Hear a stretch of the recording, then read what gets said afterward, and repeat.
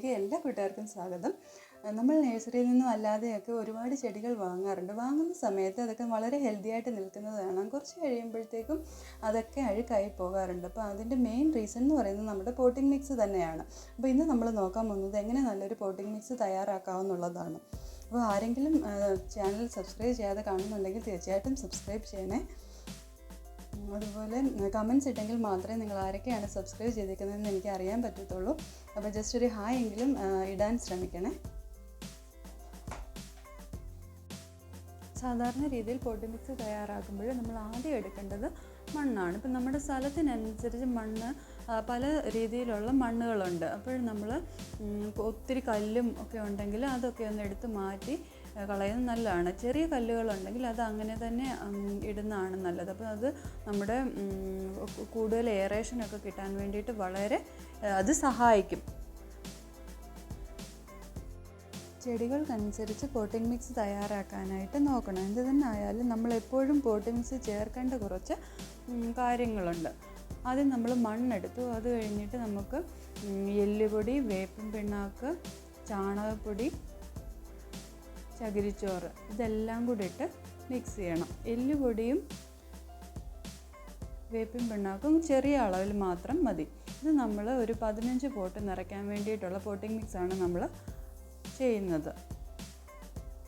വേപ്പിൻ പിണ്ണാക്ക് നമ്മൾ ചേർക്കുന്നത് നമ്മുടെ ചെടികൾക്ക് വേരിന് ഇൻഫെക്ഷൻ ഒന്നും വരാതെ സൂക്ഷിക്കാൻ വേണ്ടിയിട്ടാണ്. അതുപോലെ തന്നെ നമുക്ക് എല്ലുപൊടി ചേർക്കുന്നത് നമുക്കൊരു ഡിപ്പോസിറ്റ് പോലെയാണ് ചെടിക്ക്. അതിനാവശ്യമായ വളങ്ങൾ പല സമയത്തായിട്ട് അത് വലിച്ചെടുക്കും. കുറേ നാളത് അവിടെ അങ്ങനെ കിടന്നോളും.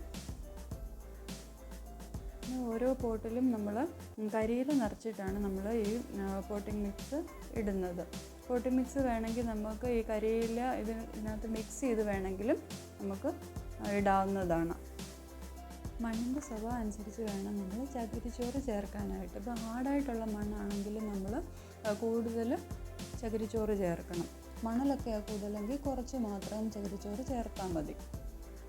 പോട്ടിലെല്ലാം നമ്മൾ കരിയില നിറച്ചിട്ടാണ് ചേർക്കുന്നത്. അതൊരു വളമായിട്ട് മാറുകയും ചെയ്യും. പോട്ടിംഗ് മിക്സിൻ്റെ കൂടെ അതൊരു വളമായിട്ട് മാറും. പിന്നെ അതുപോലെ നമുക്ക് ഇത് എടുത്തുകൊണ്ട് പോകാനൊക്കെ വളരെ ലൈറ്റ് വെയിറ്റ് ആയിരിക്കും. അപ്പോൾ എങ്ങനെ വേണേലും എവിടോട്ട് വേണേലും നമുക്ക് എടുത്തുകൊണ്ട് പോവുകയും ചെയ്യാൻ പറ്റും. ചകിരിച്ചോറ് ചേർക്കുമ്പോഴും നമ്മുടെ ചെടികൾക്ക് ആവശ്യമായ വെള്ളം വലിച്ചെടുക്കുകയും അതുപോലെ തന്നെ എക്സസ്സായിട്ടുള്ള വെള്ളം അത് ഒഴുകി പോവുകയും ചെയ്യും. അപ്പം അത് അങ്ങനെയുള്ളൊരു പോട്ടിംഗ് മിക്സാണ് ഏറ്റവും നല്ലൊരു പോട്ടിംഗ് മിക്സ് എന്ന് പറയുന്നത്. അപ്പോൾ ഈ രീതിയിൽ പോട്ടിംഗ് മിക്സ് തയ്യാറാക്കി ചെടികളൊക്കെ ചെയ്ത് നോക്കിയാൽ തീർച്ചയായിട്ടും നല്ല രീതിയിൽ തന്നെ അത് വരും. വീഡിയോ യൂസ്ഫുൾ ആയാൽ ഫ്രണ്ട്സിന് ഫാമിലിക്കൊക്കെ ഷെയർ ചെയ്ത് കൊടുക്കണം. Thanks for watching. ബൈ.